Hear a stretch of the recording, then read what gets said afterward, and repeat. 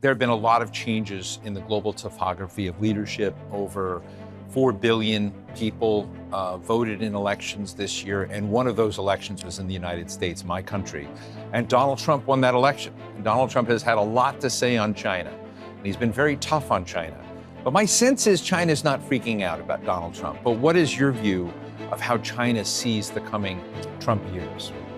First of all, tariff seems to be the preferred instrument for Mr. Trump, or for on everybody, or for his incoming administration. However, I would say someone need to really tell Mr. Trump, the president-elect and soon to be the president, that the tariffs are paid by the American people, mostly the consumers. It's not paid by China or the Chinese government at all. So in a sense, the tariffs against China or against the Canadians or the Mexicans or any other country are a kind of tax against the American people. It is one of the reasons why it fueled inflation and eroded the quality of life of the American people. I'm sure Mr. Trump cares about a more balanced trade, but tariff is probably the worst instrument he can wield on imports. There must be other ways which can help the Americans achieve their strategic goal without, for example, inflating the tariffs, because the tariffs are paid by the American people.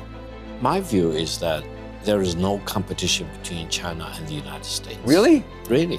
Why? Because China is ahead of the United States in many areas. The United States is ahead of China in many areas. The natural endowments for China and the United States are completely different. On the other hand, China will continue to grow. I remember in the 1990s when I was practicing investment banking with Morgan Stanley in New York and in Hong Kong, US was about 8 times as big as China in terms of the size of the economy. Now China is ahead of the United States. However, I think this is not the real competition.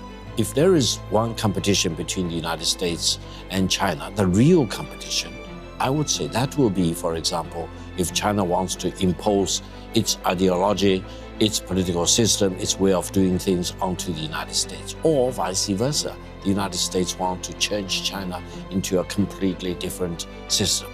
But I can assure you, China has no desire, no capability, no willingness, no resources to do that at all against any other country, especially against the United States.